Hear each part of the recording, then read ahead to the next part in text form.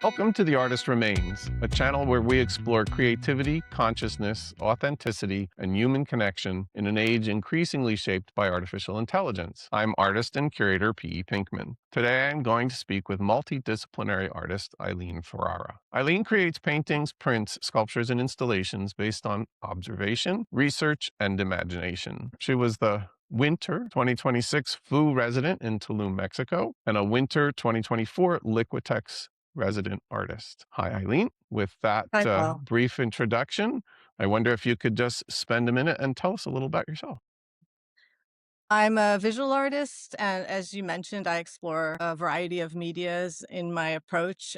But one of the main connectors to all my work is it's really responsive to time spent outdoors in nature, just soaking in the surrounding. I'll go back to repeatedly to different places, and it just is my way of, I guess, trying to bring it back into the studio and it comes out in a different way, whether that be a painting or a sculpture or a print. Sometimes I might be actually collecting something that's in the work, but most of the time I'm using your more traditional media. So I've been working that way for a long time. And most of those observation time spent is really around the New York City area, like specifically around the Hudson River in Jersey City.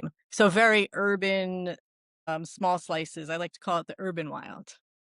It's interesting because I don't necessarily catch that. You say it and I can see it once you say it, but just observing your work, at least certainly some of it, I don't really catch that necessarily. And it's an interesting thing to think about as somebody who only really lived in a city for a short period of time, because they talk to the environment, in my opinion, anywhere, not just an urban environment. Do you see that or? Definitely. And I think it's a lot of times I'm thinking about things that we don't see, like in the paintings, like some of the mark making might be about things underground or particles in the air, as well as, say, water or a specific weed I saw growing out a sidewalk. So I think that layering and my interest in organic form in general, because that's just a natural instinct I've always had, Right. probably is why you don't look at it and say, oh, this is definitely an urban space. Yeah, I guess. I mean, and it makes a lot of sense. The objects and the shapes and the things that you use are universal in so many cases. I even find it interesting when you use collaged elements because, again, most of the time they either feel extracted directly from nature or they feel, if they're fabric and things like that,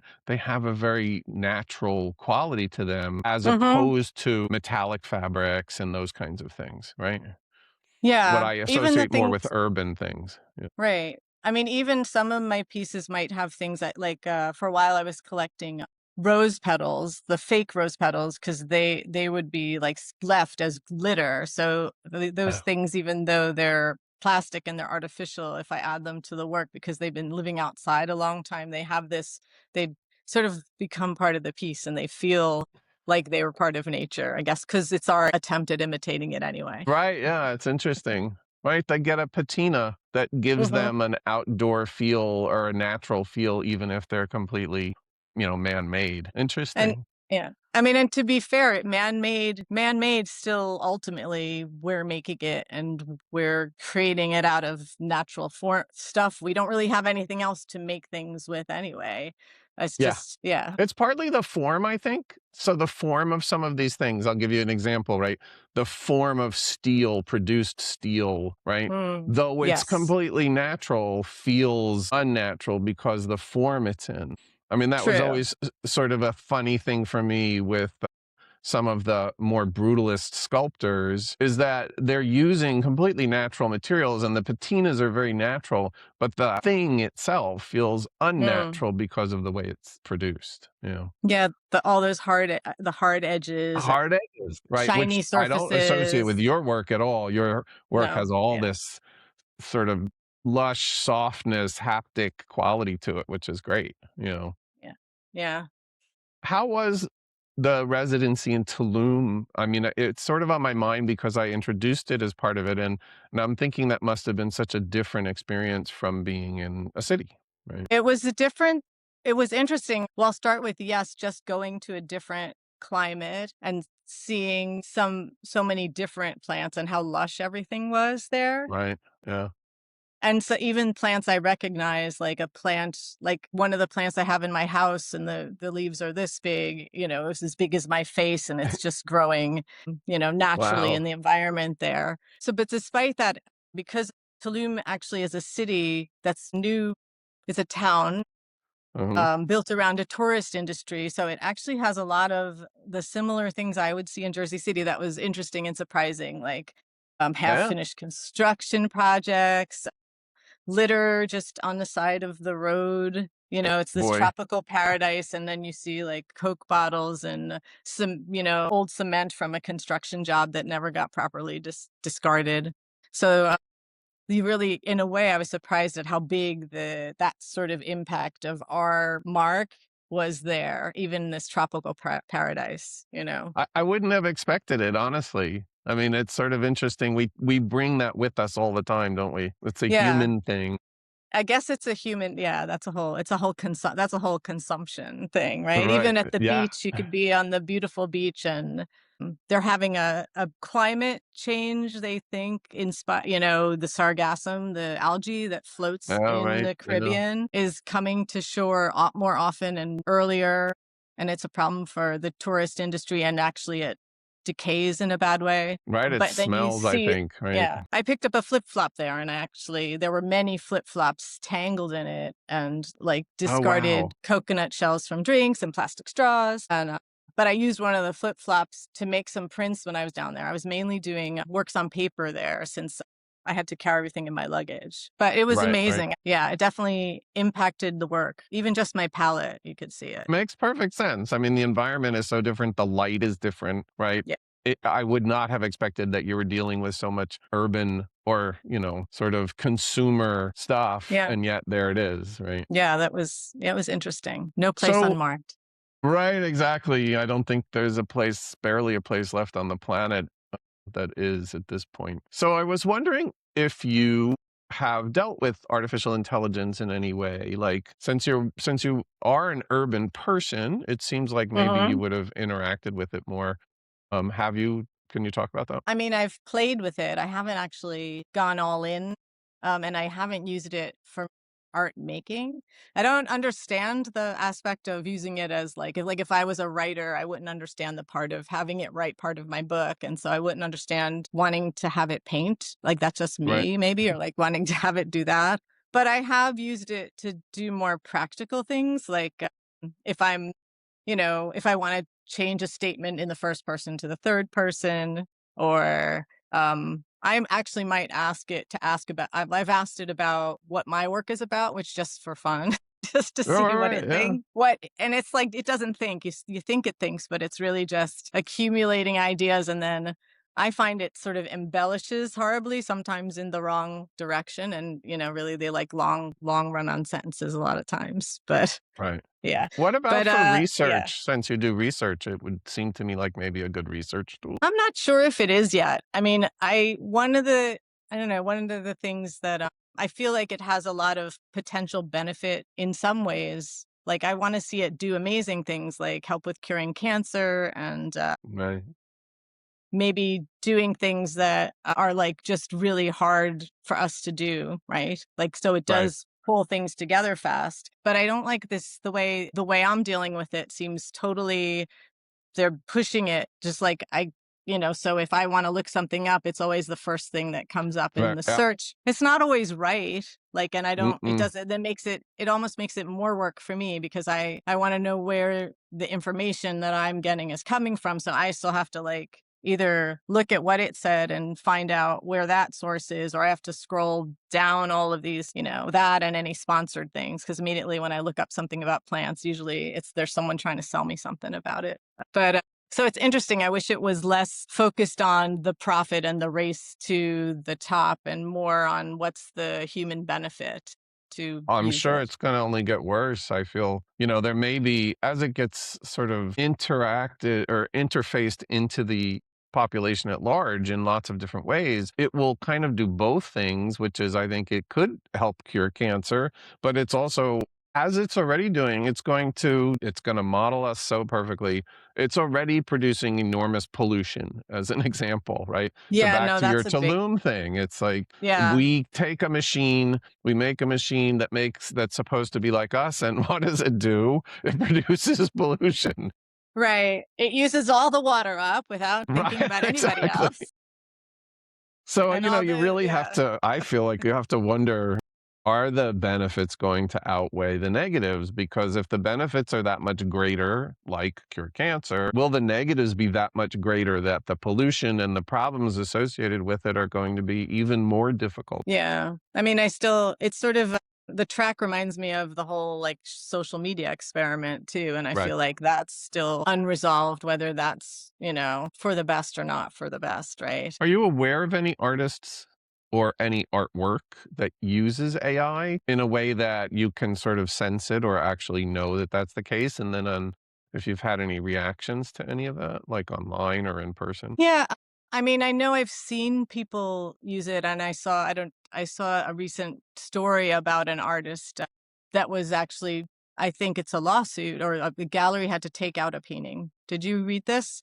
No, I missed this I think it's completely. all right. So there was a show, prominent artist, I'm trying to remember, but basically they were using AI for their painting. So I can definitely like it's the newest thing. So if you're the kind of artist, right, that's interested in playing with the newest technologies, I can understand why that is very appealing that you would want to play Right. with, right? But then another artist basically saw it was almost like the same problem that sometimes collage has. It was like, oh, this part of the painting has this woman wearing this dress and it's in the painting and it was obvious enough that the gallery ended up pulling the piece out of the show or something. Wow. Something like that. Yeah, I'll have to share it with you. But Well, I mean, I was talking to Brad, who Brad Terhune. mhm. I was Yeah. saying collage, and you use collage too. When you're using collage, you're sort of doing a little bit of the same thing that AI is doing, right? Yeah. And collage in general has ridden that line for a long time. And then you get into some of the major artists like Jeff Koons, where he was using images from postcards that he snagged in Italy to create sculptures and then lost the lawsuit about that. Only this is Mm, takes it to a whole other level, right. where you don't even know, I think sometimes as an artist, if you're using AI to develop imagery for you, you don't even necessarily know where that came from, right? Yeah. I mean, I think if I was like looking for collage imagery online, I wouldn't necessarily, at this point, I wouldn't necessarily be able to tell, Right. whether this was made from AI or not from AI. I think Yeah. some experts have said, they can't always tell. And it's similar with the writing too. Like Mhm. there's those apps that are supposed to check and tell you what percentage of this writing came from AI. I have a friend who writes who actually put her text in and it said that it was 75% AI, but she knew it wasn't Right. because she'd written it. So then it made her question, well, what does that just mean that my work is out there so much that it thinks that AI is writing it, you know? Well, it's going to be interesting. So, on that, I have two topics I want to touch on, but I'm going to start with this one, which is as artists, we're influenced by what we see all the time, not just Yeah. around us in the environment per se, but also other artists, what they're doing. So, the more people interact with artificial intelligence to work with their work, that is going to influence us as well. So it's going to go back and forth, right? We're Yeah. we're all looking at AI and sort of hesitantly going, maybe that'll work, maybe it won't. But eventually we will be influenced by the work of other people who use AI. Would you agree with that? Probably. I mean, we are always, I always say that everything, just you absorb it like a sponge as an artist. Right. So one, I guess it comes out differently, but I guess at this point, like AI is just kind of, my understanding is just able to collect from a bunch more places than we are and sort of reconfigure it and give it back to us in a way. Right. So I don't know if that's just accelerating that. I mean, some people are concerned about it leading to less new ideas, like whatever that means to you, right? Because if it's just a recycling at a faster pace of older ideas, but we've always looked at old ideas, so I don't really know Right. I'm not sure what to think about that one. I don't know if you've thought about this, but we have our own personal backstory, right? Right. Like we have our history. Everything that I make kind of is because of the person I am in a way, including who's influenced me. I guess AI doesn't have that lived experience, you know? No. So And I like and it's want interesting to me, I don't really know yet from my interactions with it, how it determines that kind of a thing. Because it will talk as if it does, and then if Mhm. you challenge it, it will say it doesn't. So Yeah. it's like pantomiming, sort of, you know? It's Yeah. pantomiming an actual life when it doesn't actually have one. Right. There's all these funny things to it. So I'm just gonna segue here, but it's a good segue. Okay. How would you say, what are the aspects of your work that are really distinct from what AI does? I mean, we're talking all about how AI does this, that, and the other thing, and we do as artists take ideas from things. But what are some of the qualities of your work or your working style or your Right. process that make it distinct? Well, I would say it's very tactile. I love process, so there's a lot of my work. Like I make handmade paper. Oh, interesting. Sometimes I use recycled things, but sometimes I actually beat fibers, like you can just pound with a stick for hours and hours. And I also do printmaking, so that's like drawing on a stone. It's like I have this proclivity to this hands-on trying new things. So I Uh-huh. feel like because AI is like doesn't have the hands, right? I mean, it's not outside. So like a lot of the work I do is so much related to going places repeatedly, spending time outside. Obviously if you saw my painting online, I don't know, like a AI probably could make something that looks like it online. And More I than don't know if likely, it, but yeah. it would be different for all the reasons you're saying, right? Right. I mean, even people's paintings, like you see them online and you might like them, but when you go in person, they're stunning, right? There's just that physicality, right? So it's the physicality is not there. That's some of the perception that I was talking about earlier. I think it's we perceive things and we don't necessarily know how to name them, but we definitely feel them, right? And so, Mm, looking at your work, again, I think that's a good analogy. If I look at pictures of your work online, it flattens it because that's what, even yeah. printed in a book without an Yeah. exceptional photograph of it, they flatten. But then when you see it in person, it's revelatory because there's all this texture and dimension and layers that you can't even see in any kind of a print and often can't even see online. And that, I think, is part of the experience, the humanness of the whole thing. Would you agree? This being in person with something? Right. Definitely being in person with something. I'd say not just for the art maker, but the art viewer, like you said. You know, there's a benefit. I feel like there's a benefit to looking at the art in person. There's a benefit to making the art. I don't think that AI gets the benefit. So if we were to think of the AI as a being, right? No. A lot of my time in nature, I'm thinking about the other things as beings, right? Because the tree has a life form. It's very different than ours, but it's alive, right? It has an experience. But does the AI have an experience, or have we even created something that can have experience in the future? I don't know. And it may look very different from ours, right? If it does. So that's an important piece to you then, because your work interacts with or interfaces with nature all the time. An important aspect of that is that you're incorporating how you perceive or consider what the other beings, whether they be plants or animals, are also contributing to that. Is that true? Definitely. I mean, I could go on for a long time about that. Yeah, But please. I'm there really curious to hear. Like, that's a very unusual perspective, I think. Yeah. well, I mean, we tend to be self-centered, right? I mean, Yeah. not just individually, but as a collective, as a species, the whole world revolves around us, or we actually kind of try and mold the world to what our needs are, right? But 100%. Yep. but then plants actually are doing the same thing to us in a way. Sometimes, some of the way we've kind of raised and grown plants is actually people think something that they've like benefited from the plants, say crop Hmm. plants, orchards, things like that. And that trees actually rely on, other species to procreate in a way that humans don't. So that's just like a completely different way of being, and almost they're more in the under like they have a bigger understanding of the interconnection of everything than we do.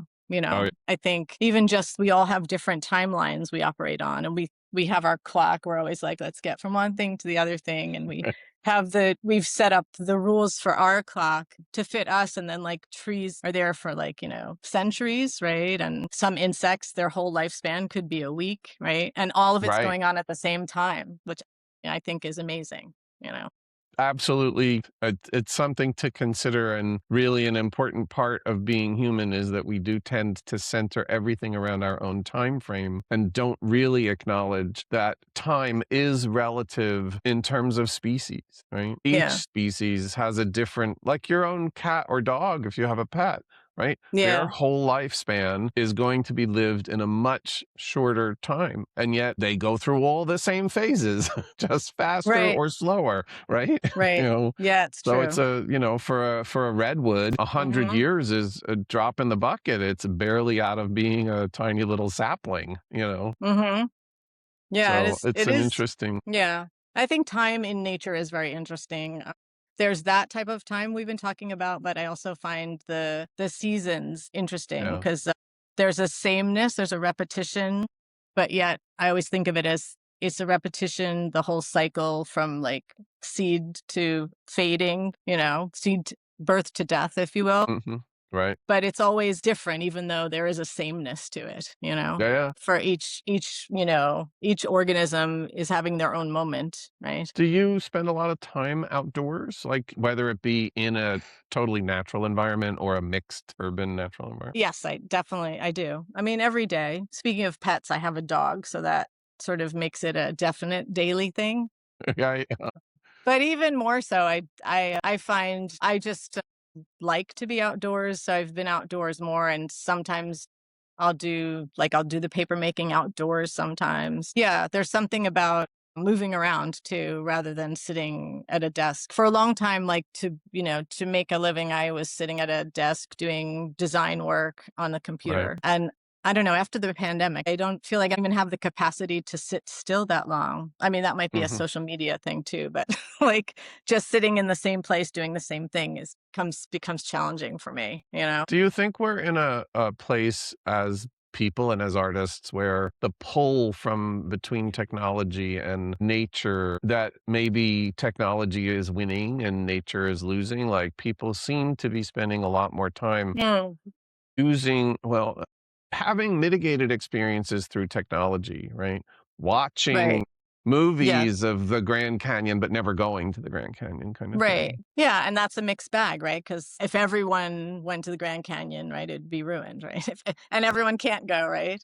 Right. Yeah. I think for humans, it's too bad that I feel like a lot of humans are disconnected from the natural world. I love that right now there's like a birding's having a moment. I love that. Like, Right. that people rediscovered the birds, right? And Right. Right. Exactly. Yeah. but yeah, I think I mean, obviously we impact the environment a lot by, like you were talking about, like the data centers and things like that, strip mining, plastic pollution, it could go on. But at the end of the day, like I think it's to our detriment and probably other species, but I think nature will keep going in whatever form that is. So, that's sort of like a grim way to look at it. But I think it's true that even if everyone just starts living their life, virtually, like that Right. idea of like having Right. creating the virtual space that we live in, I still think that whatever is going on outdoors still goes on, right? In whatever form that is. So, What would you like somebody who comes to see your work to take away from it?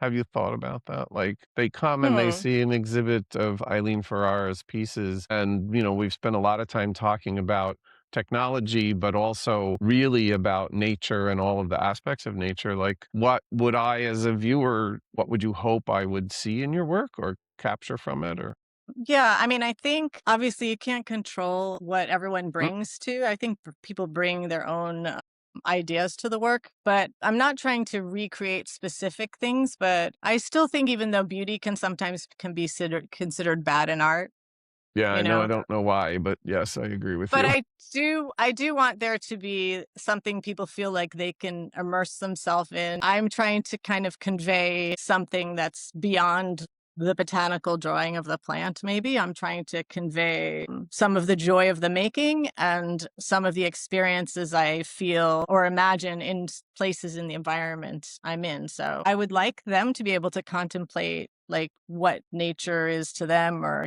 if I have a chance to talk to somebody about a specific plant or creature that's in one of my pieces, I love to be able to encourage them to think about them. A lot of the things I am looking at are just everyday things. I'm not looking at the Grand Canyon for the most part and making beautiful pieces based on the fauna there. It's street weeds and tree of heaven, lanternflies, things like Right. that. So things that people could interact with every day, but that probably most Yeah. never even think of. They just either ignore them or think of them as annoyances. Right. Yes. Yeah. I think that's a Yes. really good thing because it's part of what, in my opinion, is being lost in this race toward replacing everything with a machine mitigated experience, right? Is that Yeah. people are spending so much time looking at a device at the very thing that if they stopped looking at the device, they could see in front of their face at any point during the day, right? Yeah, yeah. I mean, you see that even in like the human to human experience, right? Right. The rock concert, right? You go to the show and I'm short. So like, you see everyone is like using their phone to capture that they're there rather than, Rather than being there. rather Right. than being there, right? Yeah. Yeah. I mean, I think that's a really valuable aspect of what you're doing in your work. And it does come across as a viewer, certainly to me, that what you're showing us is in part an attempt to get people to remember to look, right? Mm, Stop yeah. stop looking away at what's right in front of you and actually just pay attention for a few minutes. And that's going to be something that needs to become more and more present instead of less and less. So it's great. Right. Thank you. Yeah, I'm glad. So I just wanted Oh, to ask, because we're coming to the end of our time, to talk a sure. little bit about what you have coming up. New work, new projects, exhibits, things on your plate. I have, well, I have this year. I'm one of the Jersey City individual artist grantees, which Congratulations. is thank you. Which part of that is a community project, and community is always interesting to me. And I've been really interested in using the plants in a different way and extracting color from the plants. So my goal is to create some sort of immersive environment, like a small exhibition. I'm still looking for locations, but it would be local because it's a local grant. Okay. And I think I'd like to be able to bring people on this journey of experimenting with the plant diet. It gives us the opportunity to not only just look at the plants, but maybe think about, the roots of this weed can be used to make this color, or the flowers of this could be pressed to make another color. And unlike, say, making an acrylic or oil painting, it's more ephemeral. Oh, Yeah. So it becomes more about the experience, which is why I want to be able to create something that's a bit more immersive that you walk in that's about experience. I'm still in development, but that's my latest thing I've been thinking about and working on. it's exciting. I'll Yeah. be curious to see how it develops. Should be I'll quite a definitely let you quite an know. enjoyable thing. Fantastic. And so I Thanks. know you have a website. We can see your work at eileenferrara.com. Any other places? Your Instagram, what's your Instagram handle? My Instagram handle is Eileen Ferrara Studio. Okay. Um, Perfect. if you're interested, another thing I do is a M2M art project on Instagram, which is not my work, but it's shows and other artists' work I see that are interested in ideas about reuse and overconsumption. Uh-huh. So Oh, cool. yeah, so Very that's good. another thing. If people are interested in that, they could check out T- two, like the number two uh-huh. art project. All right, cool. Excellent. Well, I'll definitely Okay, look it up. great. Well, Thanks. thank you so much. I really appreciate your being here and talking through this. As I expected, you have a very different way of thinking about things that's really resonant. And I Cool. think a lot of people will respond to important stuff. I love So that you're thanks. doing this podcast. It's been really wonderful seeing some of the other artists and hearing your thoughts on this. So I'm looking forward to seeing future episodes. Great. Yeah, we got more. I got more in the can to get them released. And so it's all coming. I just have to keep it's funny. Each time I interview somebody, then I think, oh, I remember somebody else I have to interview. So it's sort of perpetuating, which is great. Great. All Thank you right. so much. Thank you. Bye.